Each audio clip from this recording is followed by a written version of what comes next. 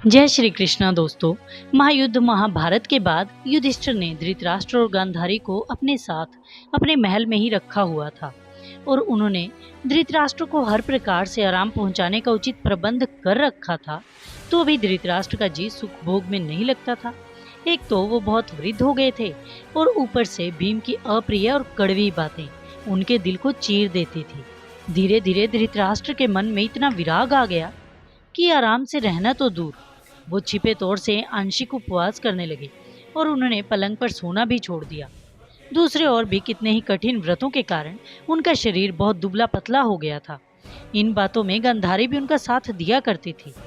एक दिन धृतराष्ट्र धर्मराज के भवन में गए और उनसे बोले, बेटा तुम्हारा कल्याण हो। 15 वर्ष से मुझे यहाँ आराम से रखे हुए हो और ध्यान से मेरी देखभाल कर रहे हो। तुम्हारे आश्रय में रहते हुए मैंने दान पुण्य भी बहुत किए हैं। पुत्र विहीना गांधारी भी किसी तरह धीरज धर लेती है और दिल लगाकर मेरी सेवा किया करती है। द्रौपदी का अपमान करने वाले और तुम्हारी पैतृक संपत्ति हर लेने वाले मेरे अन्यायी पुत्रों का तो उनके अपने कर्मों के कारण नाश हुआ, पर युद्ध में मारे जाकर वे वीरोचित स्वर्ग को प्राप्त हुए।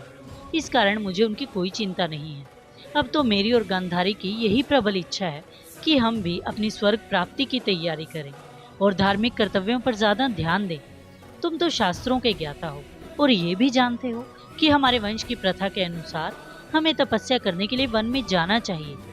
धृतराष्ट्र की ये बातें सुनकर युधिष्ठिर बहुत दुखी हुए और भरे दिल से बोले, महाराज हम सभी को ये बिल्कुल भी नहीं पता था कि आप इस तरह व्रत उपवास कर रहे हैं, भूमि पर सोते हैं। मेरी ही लापरवाही के कारण आपको ये दुख सहना पड़ा है।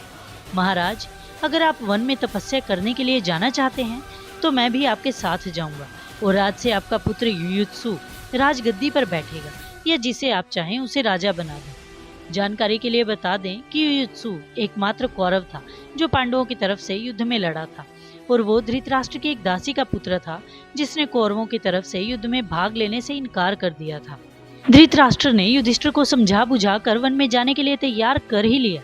इस तरह कुंती ने भी गांधारी की सेवा करने के लिए उनके साथ वन में जाने का निश्चय कर लिया। वन में धृतराष्ट्र, कुंती और गांधारी ने 3 वर्ष तक तपस्वियों का सा जीवन व्यतीत किया। एक दिन धृतराष्ट्र स्नान पूजा करके आश्रम में लौटे ही थे कि जंगल में एकाएक आग भड़क उठी। हवा तेज चल रही थी, इसलिए शीघ्र ही आग सारे जंगल में फैल गई। हिरण, जंगली सुअर आदि जानवरों के झुंड डर के मारे तालाब की तरफ भागने लगे। इस समय संजय भी उनके साथ था। धृतराष्ट्र ने उसको कहीं भी भागकर अपने प्राण बचाने का आग्रह किया।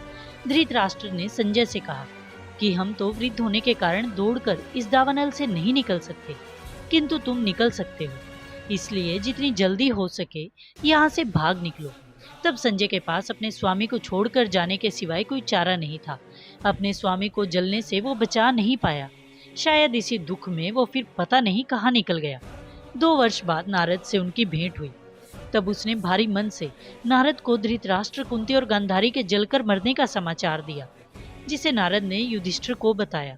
तब युधिष्ठिर ने उस स्थान पर जाकर अपने पूर्वजों के लिए अंतिम क्रियाएं की। यदि वीडियो में कोई त्रुटि हो तो उसके लिए क्षमा चाहूंगी।